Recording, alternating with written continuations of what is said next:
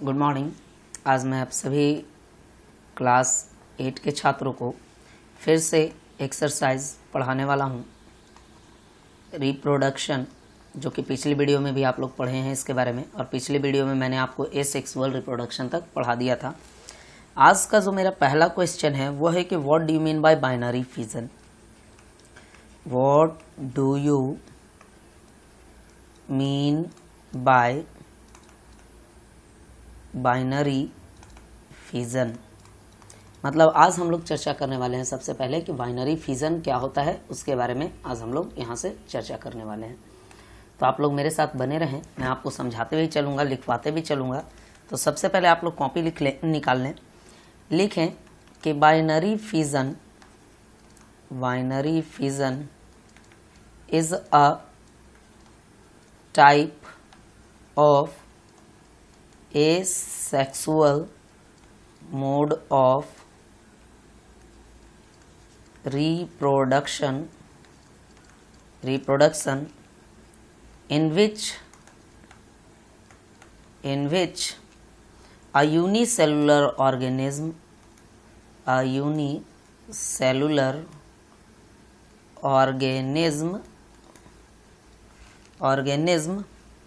like amoeba,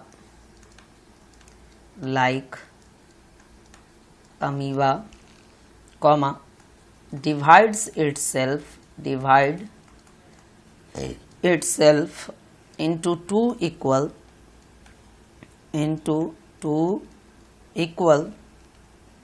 individuals, full stop. During the process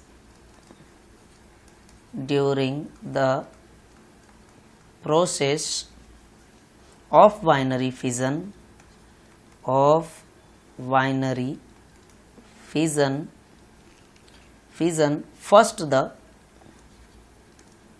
first the nucleus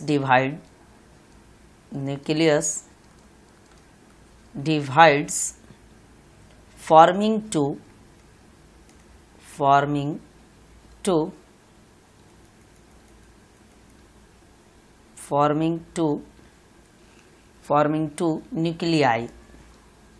nuclei.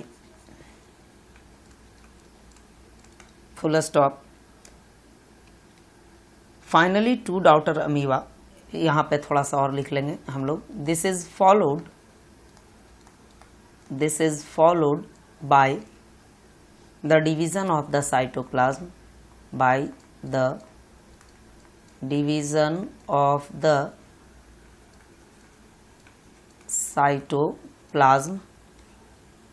into two parts. Finally two daughter amoeba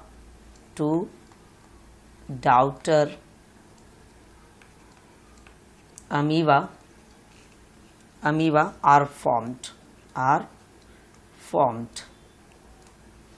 तो कल मैंने आपको बताया था कि एसेक्सुअल मोड ऑफ रिप्रोडक्शन क्या होता है। तो मैंने बताया था कि इसमें एक सिंगल पेरेंट सेल वर्क करता है ना, और अपने आप को ये दो भागों में क्या कर लेता है, डिवाइड कर लेता है। तो आप लोग सवाल भी देख सकते हैं, एसेक्सुअल मोड ऑफ रिप्रोडक्शन का जो टाइप है वो अलग अलग होता है। जैसे अमीबा में बाइनरी फिजन होता है, हाइड्रा में, है ना, आपका बडिंग होता है। तो इस तरीके से था। तो मैंने आज आपको बताया है कि बाइनरी फिजन कैसे अमीबा में होता है, उसके बारे में मैंने आज आपको बताया है। यहाँ आप देख सकते हैं लिखा हुआ है कि binary fission is a type of asexual mode of reproduction. Binary fission जो है एसेक्सुअल मोड ऑफ रिप्रोडक्शन का एक प्रकार होता है जिसमें कि एक यूनिसेलुलर ऑर्गेनिज्म जैसे अमीबा अपने आप को डिवाइड कर देता है टू इक्वल इंडिविजुअल्स में। होता क्या है कि इस प्रक्रिया के दौरान, बाइनरी फिजन के दौरान, पहले जो होता है आपका एक अमीबा जो पेरेंटल सेल होता है उसका न्यूक्लियस अपने आप को दो न्यूक्लियाई में कन्वर्ट करता है, और उसके बाद साइटोप्लाज्म भी जो प्रेजेंट होता है उसमें वो भी दो अलग अलग भागों में बढ़ जाता है, और finally two daughter cells amoeba का फॉर्मेशन हो जाता है। मैं उम्मीद करता हूँ आप बच्चों को समझ में आ रहा होगा। चलिए अगले सवाल की ओर मैं चलता हूँ। अगला सवाल, क्वेश्चन कि what do you mean by budding. What do you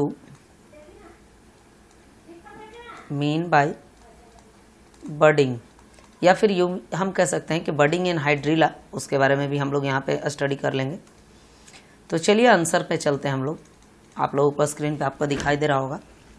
लिखूंगा मैं यहाँ पे कि budding is a type of asexual mode of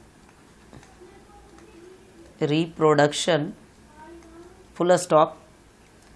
in this method या इन दिस प्रोसेस, आप ये भी लिख सकते हैं, इन this method a small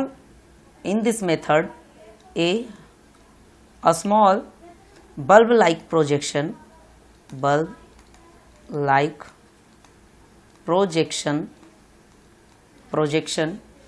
called bud is formed on the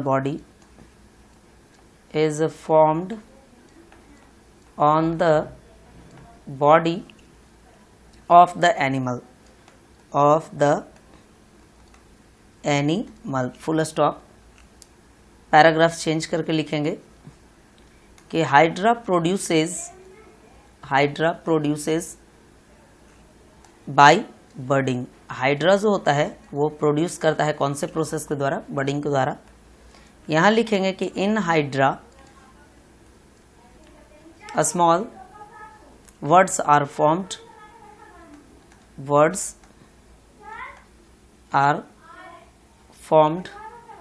on the body,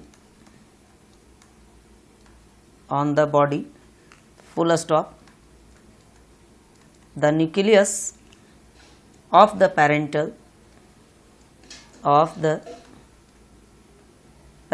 hydra divides into two, and one of the nuclei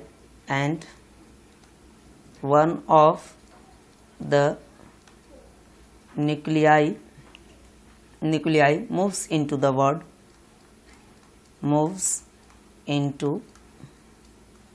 the word, full stop। After some time,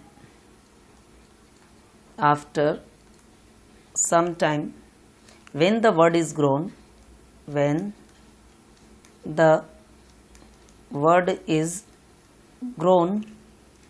it gets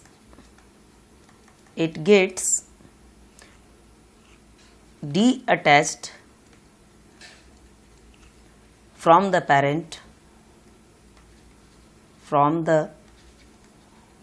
parent hydra and grows into an independent individual। तो ये था wording. आप लोग पहले screen पे देख के अच्छे तरीके से आप लोग नोट कर लें, इसके बाद मैं आपको समझाऊंगा भी।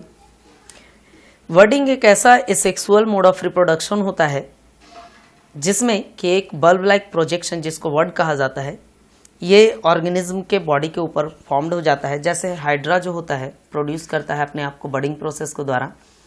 हाइड्रा स्मॉल वर्ड्स को प्रोड्यूस करता है अपने बॉडी पर, और होता क्या है कि जो न्यूक्लियस जो होता है पेरेंट हाइड्रा में, वो डिवाइड कर लेता है अपने आप को 2 में, और इनमें से एक न्यूक्लियाई मूव कर जाता है वर्ड्स की ओर। कुछ समय के बाद जब ये वर्ड ग्रो होता है तब ये अपने पेरेंट हाइड्रा से अलग हो जाता है और अकेले एक नए इंडिविजुअल के रूप में ग्रो कर जाता है। तो मैं उम्मीद करता हूँ आप बच्चों को समझ में आ रहा होगा। अभी बहुत सारे टॉपिक्स हम लोगों को जानना है, बहुत सारे इसमें बेसिक टॉपिक्स हैं, तो आप लोग देखें इसको। चलिए अब अगले सवाल की ओर हम लोग चलते हैं। अगला मेरा सवाल है कि what do you mean by sexual reproduction. अगला सवाल जो है मेरा वो है कि what do you mean by sexual mode of reproduction. आपको बताना है कि सेक्सुअल मोड ऑफ रिप्रोडक्शन क्या होता है। इसके बारे में आज हम लोगों को यहाँ पे चर्चा करना है। तो आप लोग देखते रहें अच्छे तरीके से, मैं आपको बताते चलूँगा। तो चलिए इसका भी आंसर हम लोग लिख लेते हैं कि सेक्सुअल मोड ऑफ रिप्रोडक्शन क्या होता है। तो मैं लिख लेता हूँ यहाँ पे कि that mode of reproduction, that mode of reproduction in which two individuals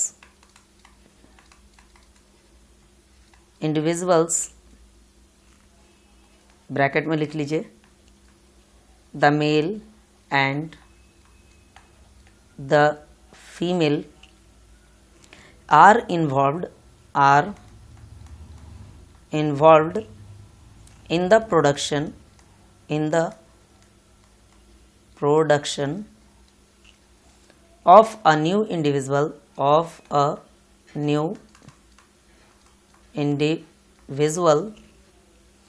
their own kind,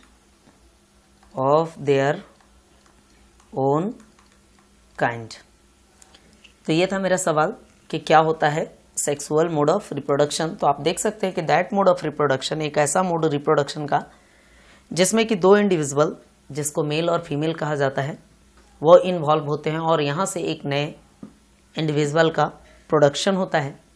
production करने के दौरान मेल सेक्स सेल, जिसको स्पर्म कहा जाता है, कल मैंने उसके बारे में भी आपको बता दिया था, है ना, तो उसका इस्तेमाल किया जाता है।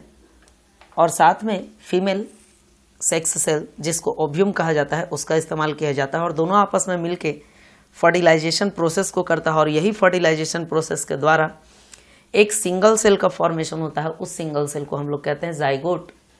धीरे धीरे यही जाइगोट आपका जो होता है एम्ब्रायो में कन्वर्ट होता है और यही एम्ब्रायो धीरे धीरे धीरे करते करते एक निश्चित समय अंतराल के बाद कन्वर्ट कर जाता है आपका बेबी में और नए इंडिविजुअल का जन्म हो जाता है। तो आज की वीडियो में आप लोगों को इतना ही होमवर्क के तौर पे है।